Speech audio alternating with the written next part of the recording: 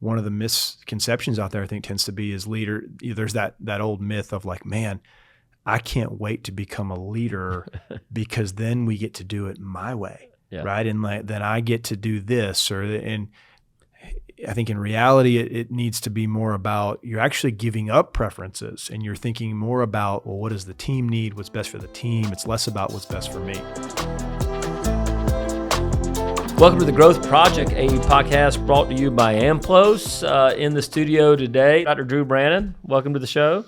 Great to be here. Yeah, I always love the time that we schedule for a podcast because we both lead such busy lives and such busy work that it really gives us a chance. It's a way for us to brainstorm and bring some of these ideas that you and I think through a lot, but I enjoy the conversation and discussion. And so if you are new to the podcast, this is The Growth Project. We're coming up on 10 years of trying to produce a podcast that is relevant, that is meaningful, that really helps you in your life kind of be who you want to be and pursue the things you want to pursue. And so this is a topic, Drew, that has been, ever since we started the corporate space, that comes up over and over again.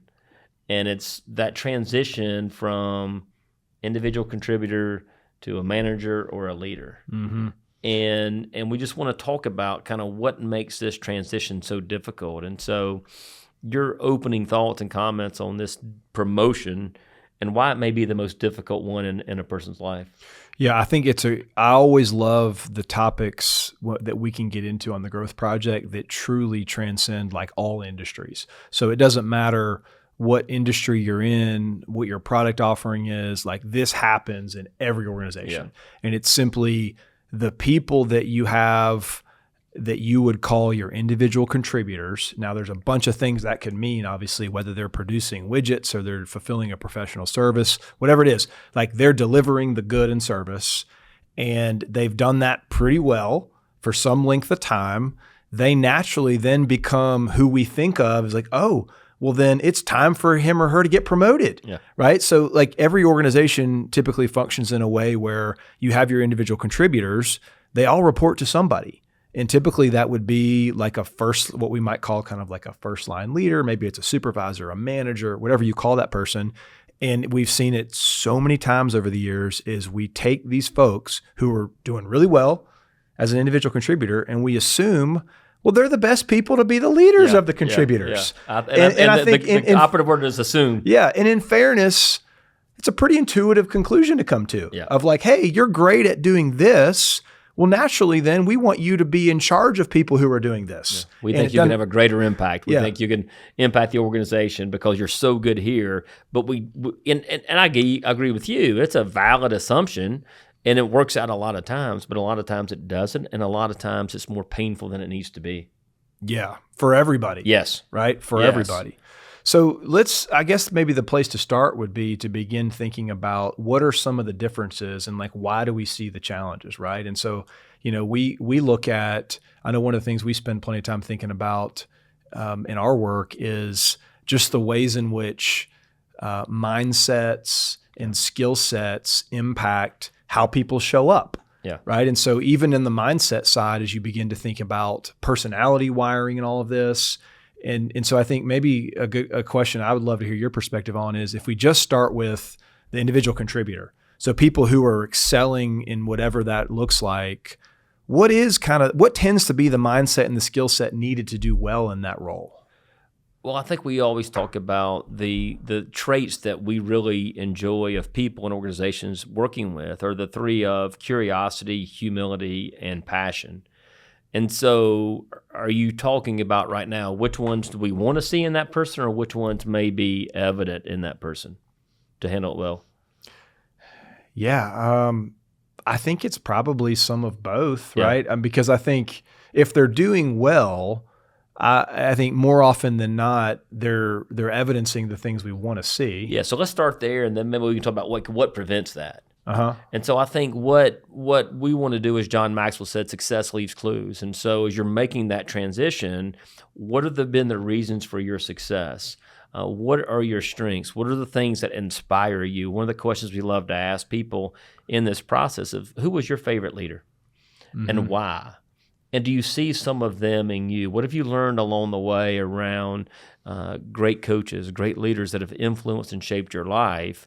And how do we model a little bit of those behaviors we see in them and ourselves? But I think one of the biggest things that we've seen people have success in this is they really kind of know who they are and they know their strengths, and they also understand their limitations. Mm-hmm. And they walk in with this sense of curiosity of, what can I learn about others? How can I learn about what makes them tick? How can I shift my focus away from me to the organization and to other people? Yeah, and that's part of, I think, what, going back to what is the makeup of people who tend to do well as an individual contributor, it can be kind of selfish. Yeah. I mean, like I think some of those folks, they're super hard workers and they'll grind, but typically even the way they're compensated, like they're incentivized to be a little bit of a lone wolf sometimes, right? They're incentivized to get out there and make it happen, and they do that well. But those types of psychological, mindsets Yes. and tendencies can fit really well when you're the one doing the thing. But when you're then asked to get into a new role and help lead the people who are doing the thing, that doesn't work very well, right? Like those are not the psychological tendencies and traits that we see in leaders who excel. Yeah, and so that selfishness, that is a pretty harsh word, but it's true. Like, I'm worried about me and I care about me, and I'm going to focus on me. In fact, you work with a lot of tour players I have over the years. One prevailing theory is to be a top player in the world, you have to be really selfish. Very true. You have to be really selfish. And so a lot of the guys I've worked with, they aren't naturally selfish. And so they had to get over this tension between, hey, here's who you need to be great, and I'm really not that person. Mm-hmm. And so they struggle with kind of that cognitive dissonance that's created. The other piece, that individual contributor focusing on them and being very selfish on what their priorities are, it's why great players, sometimes really great players who have great talent, don't become great coaches. Yeah, right. Because that expectation that they have of others, well, you just should do it my way. This kind of comes easy to me. Like, it isn't that hard. And so I don't think they ever stop thinking a little bit around, I wonder if you could do it in a different way. I mean, isn't this Michael Jordan, the Charlotte Hornets? Yeah, that's kind of that's what I had in mind. You take this. There's a hotly debatable topic, right? Who's the greatest player to ever play in the NBA? I know how I feel. I would put him at the top of the list. Okay, good. We were getting ready to have a little conflict if you would change your opinion. Not a debate amongst this crowd. Okay, I'm talking about good. the younger generation. But to say that he's been a good leader in his role with the Hornets would be a completely off-target take. I mean, it's been terrible. Yes. And I think it has a lot to do with what you're saying is when you're that gifted and you had that much success in your career, you have very little patience for people who can't quite pull it off like you did. Yeah. Very little patience. The expectations are unrealistic, a high level of hubris. Yeah. And inherent, a lack of curiosity. Like, one way and it's worked for you, and you just assume that everybody else has that same kind of talent, drive, and ambition. Yep. Yeah, and I think, with a lot of those people, when you ask the question, gosh, how did you get it done or what did it take? They don't always even know the answer because so much of it was just inherent in them as who they are. And you know what the answer tends to be? This is what I did. Yeah. This is how hard I worked. This is the effort I put forth. And so those people have a hard time transitioning to leadership because sometimes you hear, well, I'm thankful for my coaches. I'm thankful for my team. I'm thankful for my parents. I'm thankful for what other people poured into me. Or there's some gifts and talents I have that I don't deserve. So that you hear a little bit of the answers and the reasons for their success in a little bit different way that may give you insight in their ability to transition into leadership. Yep. And so one of the things I love that you talk about a lot, and we do kind of setting the tone for leaders is, hey, what leadership is and what it's not. Uh-huh. And so if we can disrupt some of those myths about I know what I thought leadership was. I thought it was going to be about me when I was younger, even at home. Here's what I envision. And so if you're making this transition from individual contributor to leader, what would you say? Here's what we think leadership is, but here's what it's not. Yeah, well, I think so I would answer that, take it straight to the concrete about one of the realities that happens in this transition we're talking about is, let's talk about the scoreboard. Yeah. So for individual contributors in many organizations, there's literally a scoreboard of some kind that you're very much tied to. I mean, there it is, right? The great Rasheed Wallace, once upon a time, right? Ball don't lie. Ball don't so lie. you know exactly where you stand, both good and bad. And when you're having great weeks, months, years, everybody knows it. Yep. And there's your name, and you're very explicitly tied to a result. That completely changes. Even in the detail of this, like think about, I'll take the example of a world we've worked in a ton, pharmaceuticals over the years. Normally, when you progress from a contributor to then a leader, there's still a scoreboard, but what's on the scoreboard now is your region. Your name's not next to that, right? So whereas it was your name before, now it tends to be, the Southeast, the Midwest, whatever it is. And so just that level of depersonalization, I think, can hit people really hard if they have derived so much of their satisfaction and fulfillment from seeing their name in lights. I think even in our work, it's hard to measure impact. Yeah. Think of the difference you've made in Georgia football over the years, a tremendous difference. And they wouldn't be the program and accomplish what they would have accomplished without you, but it's hard to measure. And so as you move into this leadership role, it's like, here's my region. It's hard to really measure that impact. Mm-hmm. And I think that's a struggle for so many people to separate who we are from what we do. Yeah. Which is a number of factors. We're talking about the individual contributor who's doing well. Yeah. Like that individual performer is doing well. Well, the one who's not is another big challenge. Yeah. Yeah. But I think to your point, like this is this massive shift of it's less about personal execution. Yes. And it's more about team effectiveness. And I think there's a control element there as well. Is like the moment you shift in that way the outside world perceives the success, if there is success, well, hey, that may or may not be tied back to you. Yeah. Whereas you didn't have to worry about that as much. Like with the old scoreboard, hey, there it is. I think, there's my name. Yep. Whereas now, even if your region is performing well, you don't control how that's interpreted, and some leaders aren't very comfortable with that. Yeah, and I think even more so, we can take that deeper, the illusion of control, the locus of control that we even think the individual performer has, but how the world interprets it. Mm-hmm. This person's really successful because, you're winning national championships or you're winning President's Club. You're great at what you do. Yeah. And we don't dive a little bit deeper. It's like, what are the keys to their success? What are the reasons of that? But as you remove yourself from that, it's more about them than it is about you. Mm-hmm. And I think that's one of the key separations of leadership. Is like, how can I get you to perform well versus what does it take for me to perform well? Yeah. Yeah. And it's hard to give up. We've talked about this a lot in the past about this shift as well. One of the misconceptions out there, I think, tends to be is leader. There's that old myth of like, man, I can't wait to become a leader because then we get to do it my way. Yeah. Right. And then I get to do this and I think in reality, it needs to be more about you're actually giving up preferences and you're thinking more about, well, what does the team need? What's best for the team? It's less about what's best for me.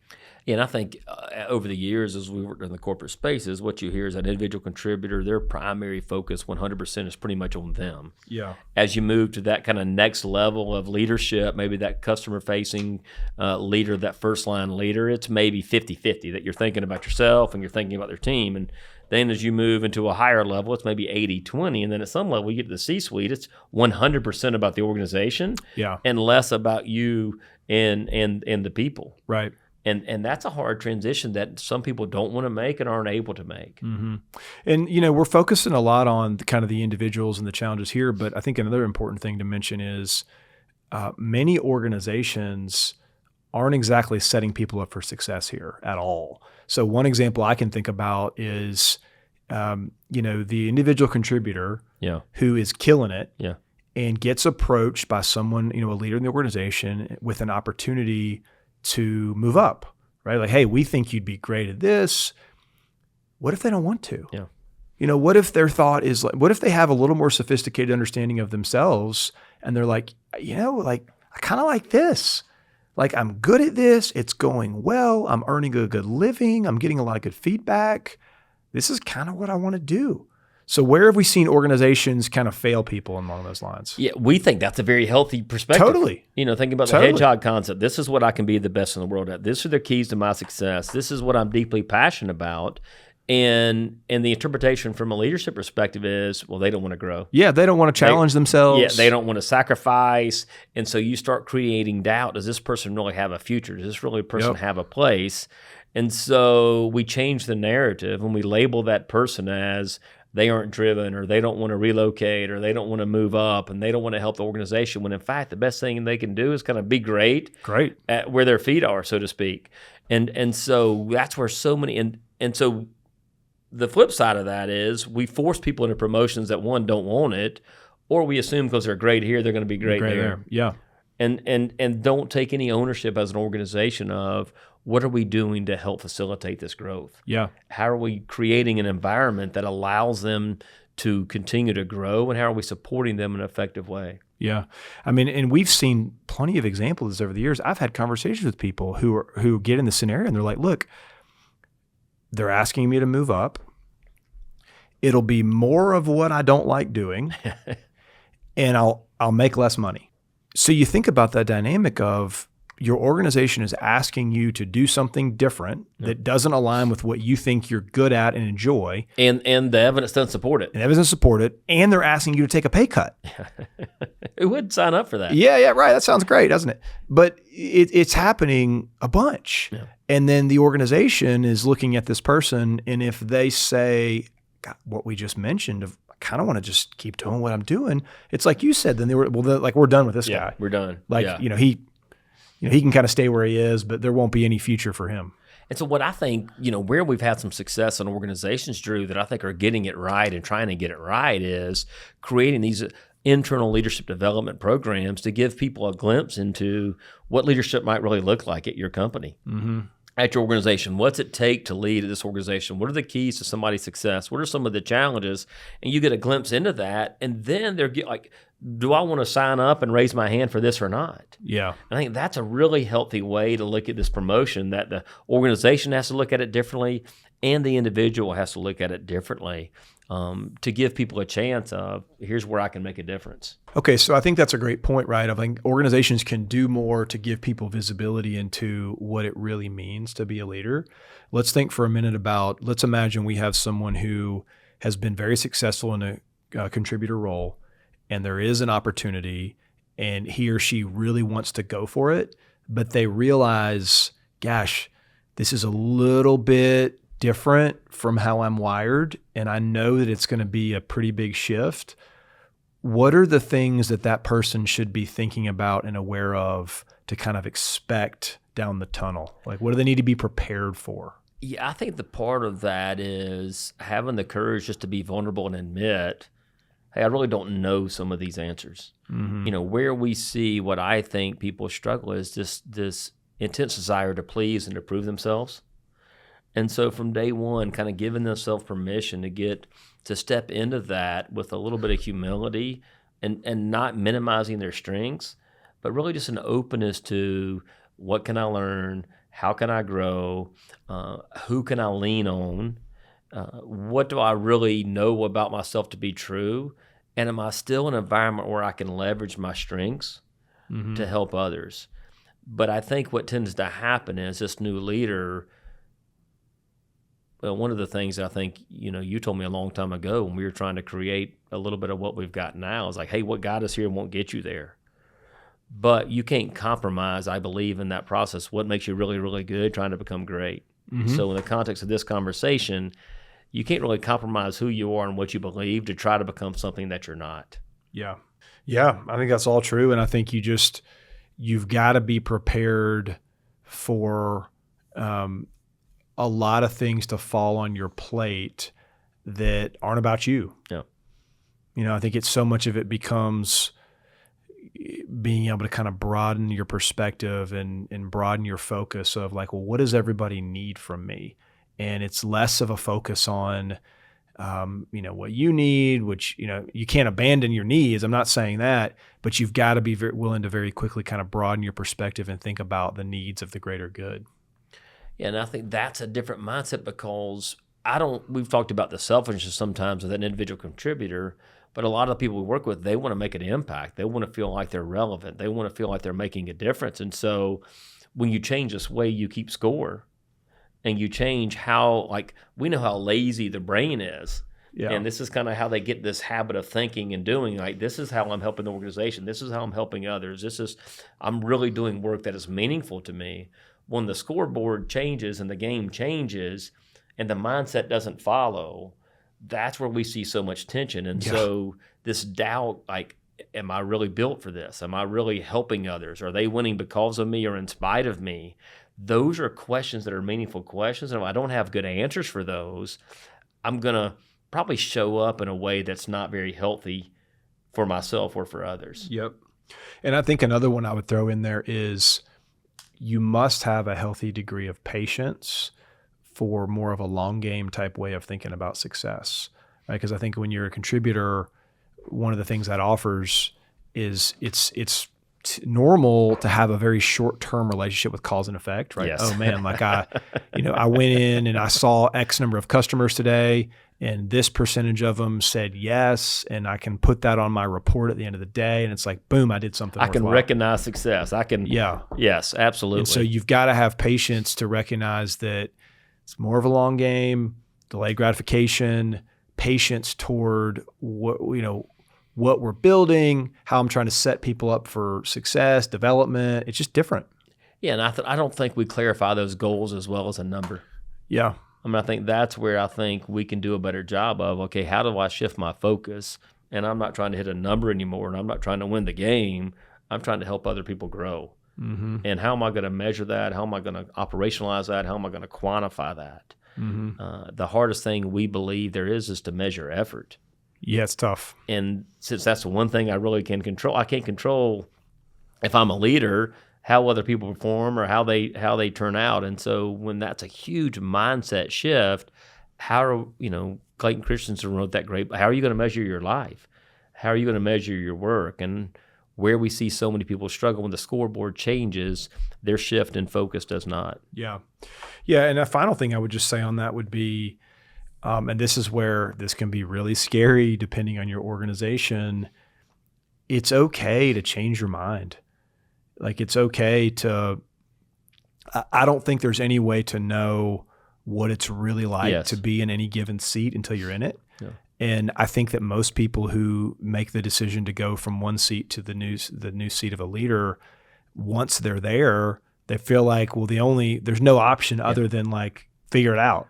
Yeah. And I think that's a bad move. Well, then, what is prevalent so often in today's world is burnout and stress and frustration and our reactions to that. And so now I'm not content. I'm not finding meaning in my work. Mm-hmm. I'm questioning why I'm doing this, and I'm probably not showing up well. Yeah. And so you're impacting yourself and impacting others and impacting the people you love in a very negative way because you feel stuck. Mm-hmm. But I think part of the problem there too is that organizations, whether they say it or not, they create a little bit of a dynamic where the undertone is that one is better than the other. Yes. And that's just not true. Yes. Right. I think it's got to be more about, if you think of a functioning of a sales team, which is the easy one to talk about, and you've got contributors and we've got a leader of contributors. If the mentality is one role is better than the other, then you're going to have people inevitably who get in the wrong seat. Yeah. It's the wrong way to look at it. It's not about that. It's about, hey, these are qualitatively different things. We need to have the right people in the right seats. Let's go get after it. Yeah, and not just promote them because they are seem one good than the other. And I think that would, if an organization really wants to change the way and drive the performance of a team, that right there can make a huge difference. Yeah, I think let's focus on who's best at what and get them in those spots. Yeah, we got to avoid the labels and what goes along with it. So, I mean, same thing with a walk-on versus a recruit. Just go back to college. Like, we label the walk-on versus the recruit, and you can't help but treat them differently. Yeah, oh, for sure. And so if we think a leader is more valuable to the organization than an individual contributor, then you can't help but treat them differently, and people are going to feel that. Yeah, totally. And Totally. so part of this, we talked about, okay, what do I need to give up if I'm making this transition? But what's an organization need to support is we need to be able to help people separate who they are from what they do. Mm-hmm. It's tough. That's really hard. That's a tough one. Really challenging. Okay, I know we need to wind down here in a few minutes. Any remaining thoughts around this whole topic, which again I think is just super relevant to so many organizations? They're all trying to figure out just what we said a moment ago: who needs to be in what seat. Yeah, and they're all trying to solve for that. And so I think kind of beginning with that end in mind is just kind of being able to ask questions. What kind of person finds success? What are the attributes and characteristics? What are the core values of our organization? What is our vision? What does leadership really look like and feel like at our company and our organization? And if we're thinking about that, if we're wanting to promote from within, well, then how are we developing these leaders? Not just leading like just skill set, but how are we developing them to think differently? And are we helping them have the courage to step into this with knowing it's going to be a difficult transition? Yeah. Yep. Knowing that we need to be mindful and interested in, because what the tendency is to come and improve myself, and I'm gonna kind of double down on control. I'm gonna try to do everything myself. I'm not gonna delegate because I haven't taken the time to trust my team. Yep. I haven't taken the time to build relationships. I haven't taken the time to learn strengths. I haven't learned how to let go of what I do well. Mm-hmm. So I'm just gonna double down on this. Mm-hmm. And so to me, the big picture is, okay, can we just disrupt a little bit of the way we're operating and thinking about leaders and about people? Yeah, and then I think leaders have to, on that concept of value, they've got to make the shift from no longer trying to prove their value through their personal scoreboard, and instead now defining it as helping provide value through the work that others are doing. And that's different. Yeah, and this is part of the process and part of the journey that as a leader, a lot of times it's less about what you do and what you can accomplish and more about who you are. Yeah, agreed. And totally. And it's easier to focus on what you do than really transform who you are. Mm-hmm. Yeah, there's just, as we talk about it more and more, it's the irony here to me is that the takeaway that many organizations have when it doesn't go well, when the transition doesn't go well, their takeaway is, this is crazy. Like, I can't understand why this, and it's like, the more you talk about it, the more you're like, well, of course it didn't go well. There's so much to it. It's more amazing when it goes right. Yeah. It's just so complex. And then where's the next logical step is we made the wrong decision. Yeah. We hired the wrong person. Yeah. Like they just weren't cut out for this. And so part of this is from an organizational perspective and an internal perspective of, to avoid those labels. Mm-hmm. And kind of view people in a different way and give them permission to kind of, hey, here's what leadership looks like at company X, but you got to have some freedom to put your individual touch on it. Mm-hmm. Yeah, of course you do. And I think the other piece that I'm thinking, Drew, when you step into this promotion from an individual contributor to a leader, we talk a lot about the fine line between being a servant and being a servant leader. And so sometimes these new leaders, it's hard for them to quit doing what works for them. Mm-hmm. What works for them isn't going to work in this transition. And so they become kind of a servant. They enable others. They don't empower others. They don't delegate. They just are they aren't empowering people to do what they can do for themselves. And so that servant, that's what a servant does. But servant leadership is making it more about them than about you and not doing things for others they can do for themselves. Mm-hmm. Yeah. A lot to think about with this conversation. Yeah, you kind of got me going with this topic, and I think we could make it a series. I know you like series. Well, I think maybe time to call it quits for today. But we would really just challenge you for our listeners, as you're kind of digesting the places we got to in this conversation. Of course, it's always about translating this to your world, thinking about where it applies and how it applies, and then ultimately putting it to work. So, if you're in a position where you're making decisions around who's getting promoted, really want to think about how you're making those calculated decisions, and would really challenge you to think about your whole paradigm of like, how are you thinking about all of this right now in your conceptualization of like who you're looking for and how you're defining a great leader. And there's so much to be done there would really challenge people to kind of lean into doing the work. Yeah, and if you're stepping into this, if you've been tabbed, hey, we think you have what it takes, then walk through some of this and answer some of those questions we presented today is, okay, what evidence do you have that you can be successful in this role? What is your definition of leadership? What are your strengths and how do they translate and transfer into this new role?